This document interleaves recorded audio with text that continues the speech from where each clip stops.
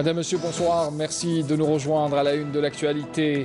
Les chiffres d'abord de Mohamed Loukel, le gouverneur de la Banque d'Algérie, devant l'APN ce lundi. Il évoque au départ les réserves de change de l'Algérie. Elles se sont établies à 97,3 milliards de dollars à la fin de décembre 2017. On y revient avec les détails dans un instant. Les travaux du Forum régional du développement pour les États arabes sur le thème « Les TIC au service des objectifs de développement durable » organisés par l'Union internationale des télécommunications ont débuté ce lundi à Alger. Reportage grand format de ce soir consacré à Razawet, cette daïra où une importante infrastructure maritime portuaire est en voie de finalisation. Il s'agit de ce nouveau port de Sidi Youcha avec une capacité de 295 embarcations. Évocation ce soir avec l'histoire et ses essais nucléaires français en Algérie. Nous connaissons ce qui s'est passé bien sûr à Reggane, une région qui souffre jusqu'à aujourd'hui des effets de radiation. Mais en Algérie, d'autres régions ont été également touchées par ces essais néfastes. On citera par exemple Ineker et Tamanrasset entre 1961 et 1966. On y reviendra avec plus de détails tout à l'heure. Voilà donc pour les titres de l'actualité. Bienvenue à tous. Pour commencer d'abord, les chiffres de Mohamed Loukel, le gouverneur de la Banque d'Algérie, lors de la présentation en plénière de la situation financière et économique du pays devant l'Assemblée populaire nationale. Mohamed Loukel a commencé d'abord avec les réserves de change de l'Algérie. Elles se sont établies à 97,3 milliards de dollars. À la fin de l'année 2017, l'économie algérienne a réalisé de son côté une croissance de 2,2% en 2017 contre 3,3% en 2016.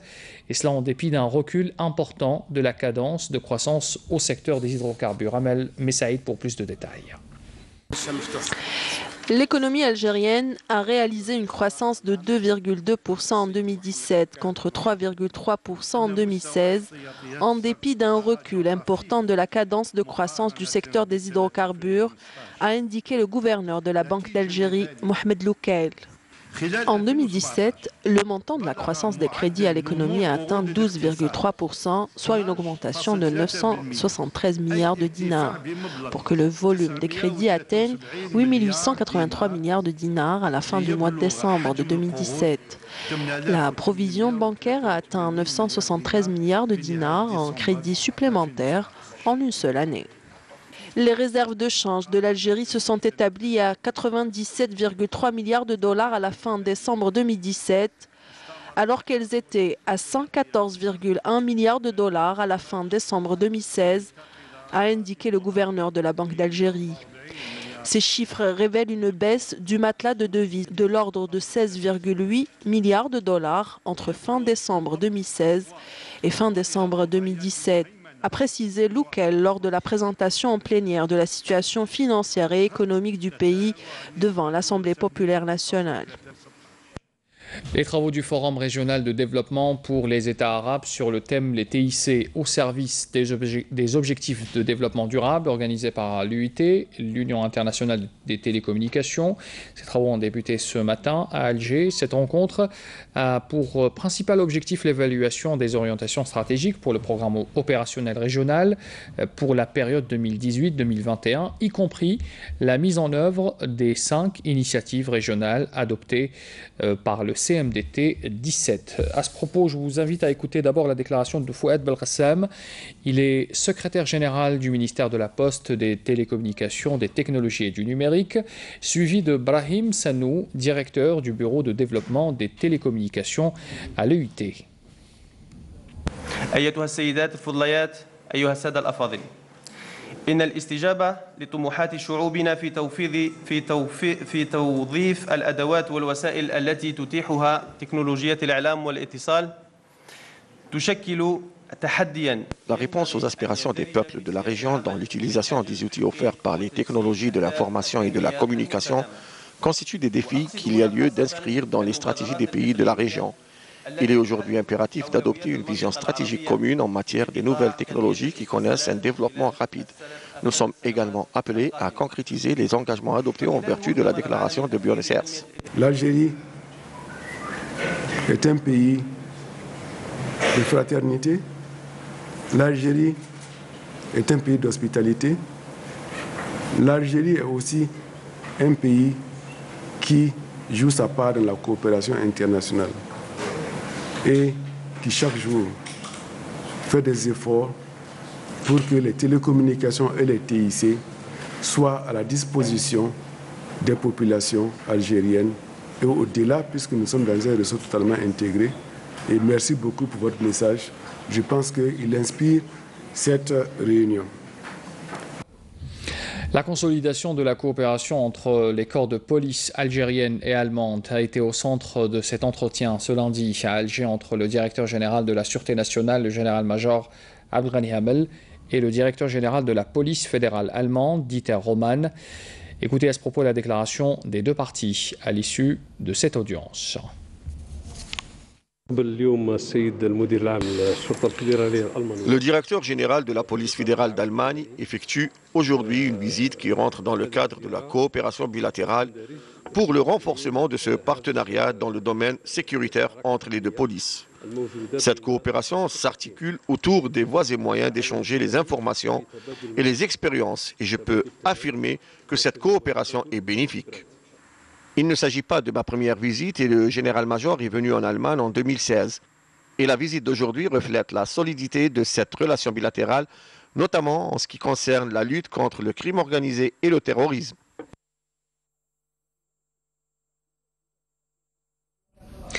Le ministre du Travail, de l'Emploi et de la Sécurité sociale, Mourad Zemmeli, appelle les enseignants grévistes à mettre fin à leur mouvement de grève et à faire prévaloir le dialogue pour l'intérêt des élèves et du pays. Déclaration faite lors de cette audience accordée aux représentants du Conseil national autonome, du personnel enseignant du secteur ternaire, de l'éducation, le CNAPEST.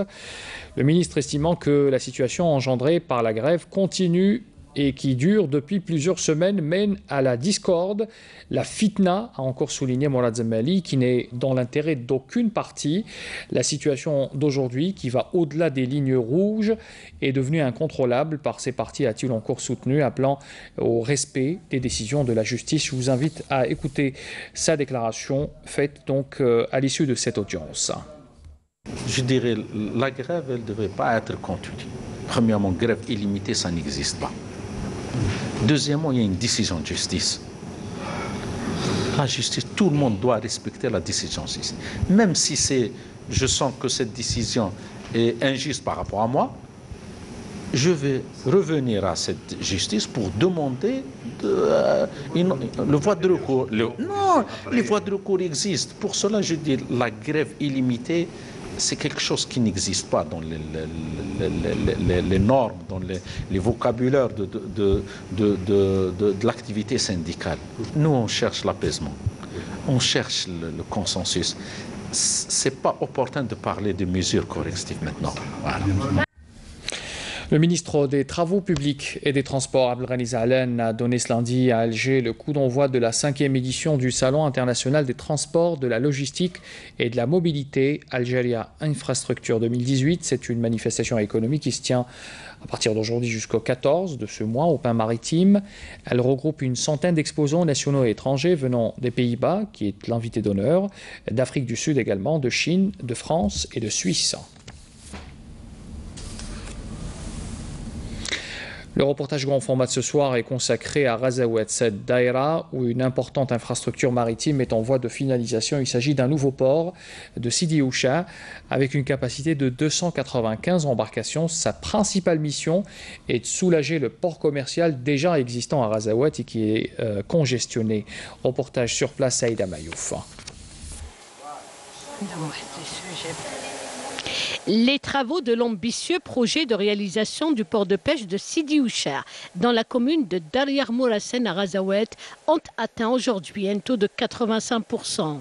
Entamée en 2013, cette infrastructure maritime dispose de 2 jetées, dont une principale d'une longueur de 1 km. Sa capacité globale est de 295 embarcations. Répartis comme suit, 150 petits métiers, 65 chalutiers, 70 sardiniers et 10 tonniers.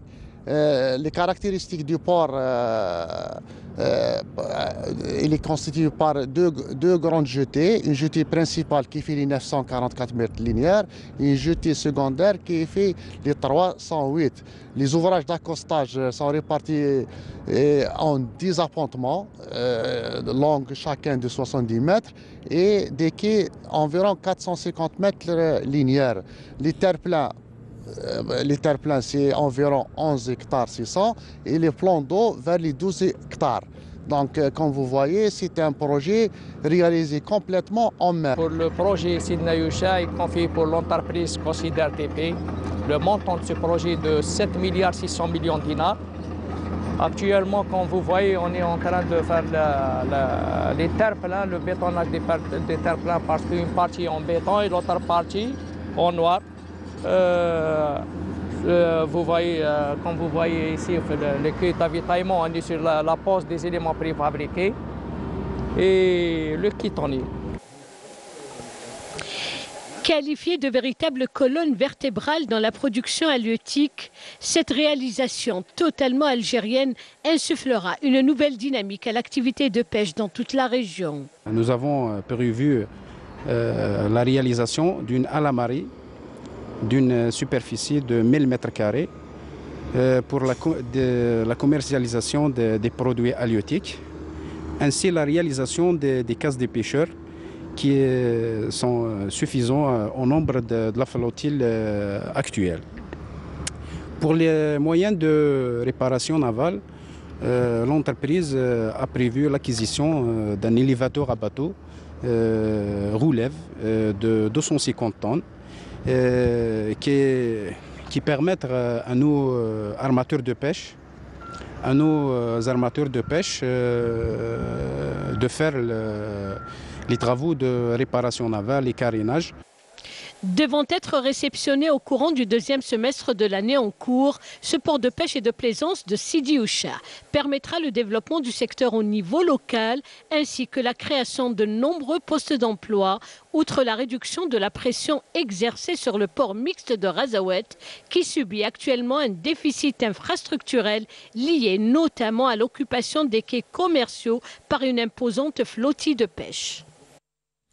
Le ministre de la Formation et de l'Enseignement supérieur, l'enseignement professionnel, Mohamed Mebarki, a annoncé ce lundi à Blida que l'État prendra en charge à partir de l'année en cours le versement d'une partie du pré-salaire des apprentis, la partie restante étant prise en charge par les entreprises économiques. Le ministre intervenait lors des travaux d'une journée d'études sur les voies de promouvoir l'apprentissage et la formation continue au niveau des entreprises. Mebarki précise que c'est le Fonds national de développement de l'apprentissage et de la formation continue, le FNAC, qui prendra en charge donc à partir de cette année le versement de cette partie du pré-salaire des apprentis formés. Le premier salon de l'électricité et des énergies renouvelables a ouvert ses portes aujourd'hui à la SAFEX. L'événement regroupe une centaine d'opérateurs du secteur énergétique. Au programme, des workshops, des rencontres professionnelles ainsi que des conférences animées par des intervenants nationaux et étrangers. Soumia Zalouani. Une première en Algérie, le salon de l'électricité et des énergies renouvelables ouvre ses portes aujourd'hui et ce jusqu'au 15 du mois en cours à la Société algérienne des foires et expositions SAFEX au Pin-Maritime. Près de 100 opérateurs du secteur énergétique sont réunis au sein de ce salon dans le but de faire connaître au grand public les nouveautés en matière d'équipements électriques domestiques et de sensibiliser par là même les Algériens quant aux solutions énergétiques alternatives. Et au programme du salon, il y aura des conférences le 13 et 14. Nous avons invité des intervenants locaux et internationaux qui débattront sur des sujets tels que stockage d'énergie, Smart City, transition énergétique. Nous avons aussi invité des clubs scientifiques de l'intérieur et de l'extérieur du pays. Il y a des clubs scientifiques de différentes universités telles que l'université de Biskra, Blida, Polytech, qui sont présents pour présenter leurs travaux dans les domaines de l'électricité et des énergies renouvelables. Il y aura même on a appelé ça le club des innovateurs, donc avec leurs inventions, leur innovation dans ce domaine-là. Plusieurs distributeurs d'équipements et fournisseurs électriques envisagent de se lancer dans la fabrication locale de leurs produits et monter des usines de fabrication en Algérie en partenariat avec leurs fournisseurs étrangers afin de profiter des opportunités offertes grâce au programme prometteur de l'efficacité énergétique et des énergies renouvelables lancé par les pouvoirs publics. Entre 2018 et 2020. Et tout au long de ces étapes-là, nous allons un petit peu intégrer petit à petit les services et produits qui sont fabriqués et commercialisés en Algérie.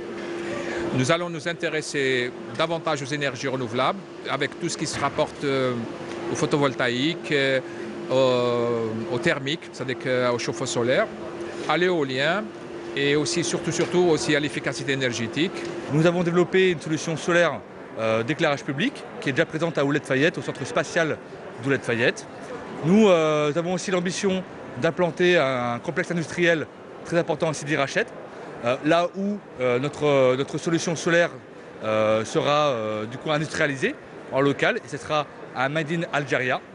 Nous avons aussi l'ambition de développer les compétences des jeunes Algériens qui ont envie d'évoluer dans les technologies solaires. Donc nous avons une formation, un centre de formation qui existe à Alger. Je suis détaché par le ministère français de l'Éducation nationale dans le cadre d'un partenariat donc, avec l'Éducation nationale française, la formation professionnelle algérienne et Schneider Electric pour monter un centre d'excellence. Donc ce centre d'excellence existe depuis, la convention a été signée en 2014 et il a accueilli ses premiers stagiaires en mars 2016. Donc là on a une promotion qui est en cours, on en a recruté une deuxième. L'objectif c'est de former des techniciens supérieurs qui correspondent aux besoins des entreprises avec des options possibles et parmi ces options on a une option énergie renouvelable. Cette manifestation, orientée essentiellement sur l'électricité, donne une importance capitale aux énergies renouvelables, une question d'actualité de nos jours, surtout avec le lancement d'un programme national visant à atteindre à l'horizon 2030 une part de 27% de la production électrique de sources renouvelables, rappelant que plusieurs ateliers et conférences thématiques autour des enjeux énergétiques seront organisés dans le cadre du salon afin d'enrichir l'échange et le savoir-faire entre les professionnels du secteur. Abouj Bourerich, une entreprise spécialisée dans la fabrication de pâtes alimentaires, relève le défi de l'exportation grâce à un managing précis et sérieux, plus un personnel bien sûr jeune et rigoureux. Reportage Amin Nabash. Ici, on est dans l'une des plus modernes des usines spécialisées dans la fabrication des pâtes alimentaires en tout genre en Algérie. Des lignes impressionnantes de machines dotées de dernières technologies, un personnel jeune et compétent formé pour assister toutes les opérations à travers des logiciels et des programmes informatiques. Mais il faut dire aussi que pour gérer tout ça bien, il faut une supervision du manager pour suivre et assurer le déroulement du processus de fabrication. Le jeune chef d'entreprise Morad veille au grain et met tout son savoir acquis à l'étranger au service du développement de son pays. Depuis que j'étais jeune, je me suis intéressé à ce domaine-là. Donc le domaine de l'industrie d'une manière générale et puis après pour l'industrie agroalimentaire. Donc après avoir obtenu mon bac algérien ici, en 2011 exactement, je voulais avoir des connaissances ou bien un peu avancées par des gens qui sont expérimentés dans le domaine du business et du marketing. Donc c'est là où j'ai eu un Bachelor of Arts en Business and Marketing Management avec une mention très bien. Donc dès que j'ai fini, je voulais rentrer en Algérie pour partager mon expérience académique. Des équipes jeunes sorties fraîchement des centres de formation professionnelle et d'universités algériennes. Leur premier challenge a été remporté, c'est celui de l'exportation. Aujourd'hui, les produits de cette entreprise borgienne sont dans les étalages des supermarchés français, espagnols et canadiens. J'ai eu l'occasion d'être employé à cette société en mars 2017. Au début, j'ai assisté au montage des différentes chaînes. On a eu l'occasion d'être formé par des cadres qui représentent des trois sociétés Anselmo, Ricciarelli, Mola Tecnica. Là, j'ai le poste de formateur. La formation et la maîtrise des nouvelles technologies sont des éléments essentiels pour la réussite de nos entreprises aujourd'hui appelées à relever le défi de la nouvelle donne économique. Les essais nucléaires français en Algérie. Nous connaissons tous ce qui s'est passé à Argan, une région qui souffre jusqu'à aujourd'hui des effets des radiations. Mais en Algérie, d'autres régions ont été également touchées par ces essais néfastes. On citera par exemple Minaker, à Tamanrasset, une région qui a vécu cette catastrophe de 1961 à 1966. Les répercussions sont catastrophiques pour l'homme, mais aussi pour l'environnement. Naïma Chakchak.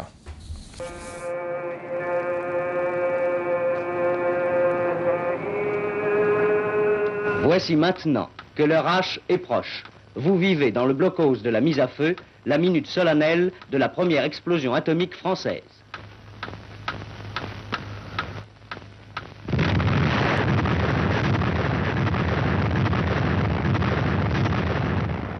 C'était en Algérie, à 40 km au sud d'Argan, dans l'extrême sud-ouest du pays. Nous étions le 13 février 1960. Avec ce premier tir nucléaire français dénommé Gerboise Bleue, la France vient de commettre l'irréparable en Algérie. Un irréparable dont les effets désastreux se vivent jusqu'alors. Les radiations sur le milieu saharien et leurs innombrables effets sur la santé de l'homme et du milieu naturel agissent toujours. Et le sinistre 13 février 1960 ne fut que le prélude à une série d'autres essais à Argan toujours, puis dans le Hogar à Inaker plus exactement. Essais qui signeront la volonté de De Gaulle de faire à tout prix de la France une puissance nucléaire au détriment des peuples et d'abord au détriment du peuple algérien, de sa frange saharienne qui pâtit toujours des conséquences de cet acte irresponsable.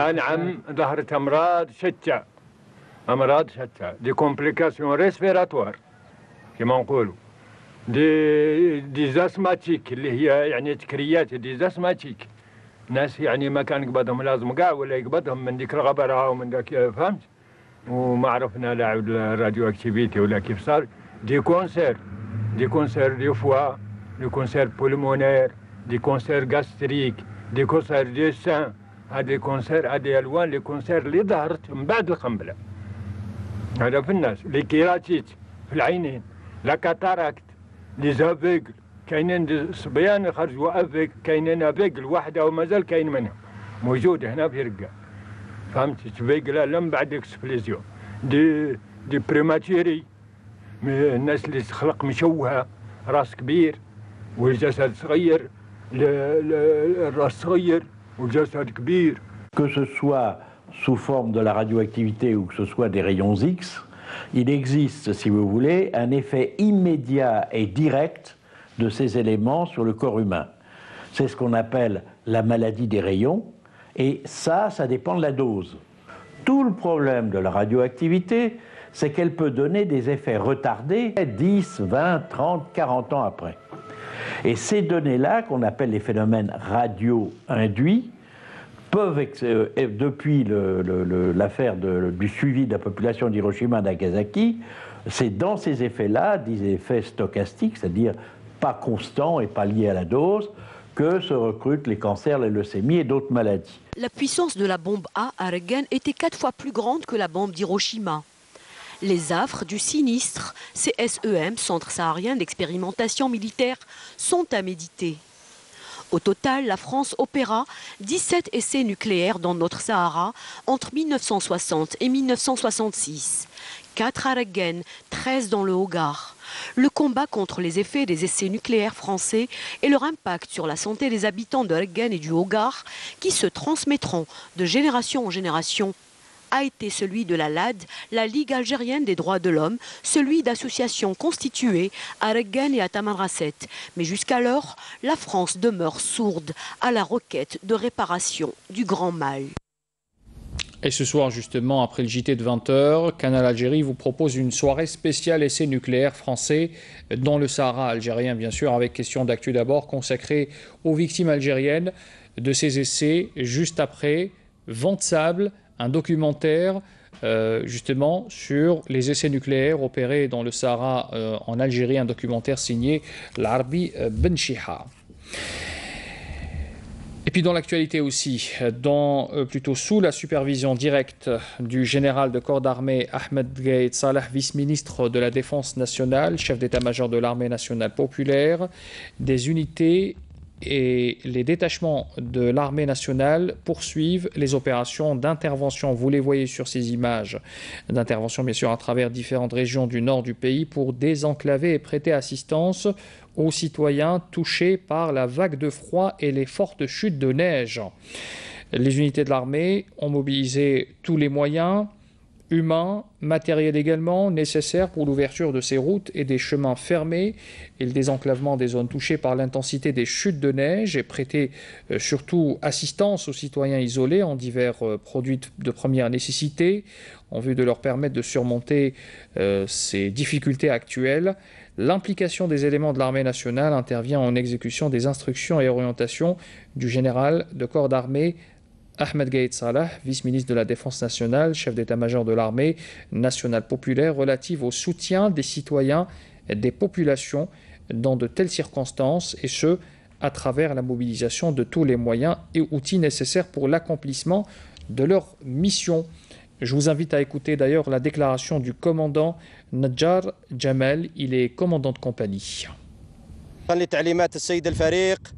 نائب وزير الدفاع الوطني رئيس أركان الجيش الوطني الشعبي فإن أفراد الجيش الوطني الشعبي صاهرين ليل نهار صباح مساء على مد يد المساعدة للمواطنين وإنقاذ المواطنين العالقين في المناطق النائية والعملية متواصلة إلى غاية تحسن الأحوال الجوية. Et on termine sur une dernière information, les averses de pluie, parfois orageuses, affecteront les régions côtières et proches côtières du centre et de l'est du pays à partir de ce soir. C'est ce qu'indique l'Office national de météorologie dans un bulletin météo spécial. Les pluies toucheront dans un premier temps le nord de la wilaya de Chlef, et puis les wilayas de Tipaza, d'Alger, de Blida également. Les cumuls devraient atteindre les 25 mm durant ce BMS et sa validité qui s'étale donc de ce soir 18h jusqu'à 3h du matin de la journée de demain, donc de mardi. Voilà donc fin de ce journal, un rappel des titres de l'actualité avant de vous quitter. Les chiffres de Mohamed Loukel, gouverneur de la Banque d'Algérie devant l'APN. D'abord, les réserves de change de l'Algérie, elles se sont établies à 97,3 milliards de dollars à la fin de décembre 2017. La croissance également a été abordée, 2,2% également durant la même période.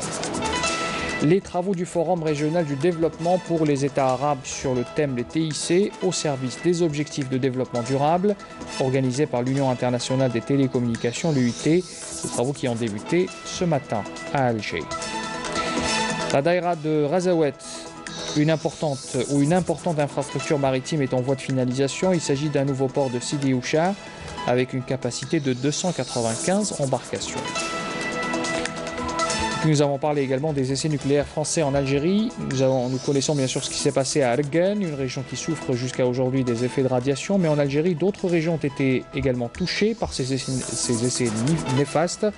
Nous avons cité l'exemple d'Inekar à Taman Rasset, où les répercussions de ces essais français sont perceptibles jusqu'à aujourd'hui. Une soirée spéciale, je le rappelle encore, est prévue par Canal Algérie ce soir, qui revient sur ces essais nucléaires opérés au Sahara algérien entre 1960 et 1966. C'est la fin de ce journal. Merci de l'avoir suivi. Très bonne soirée à tous. À demain.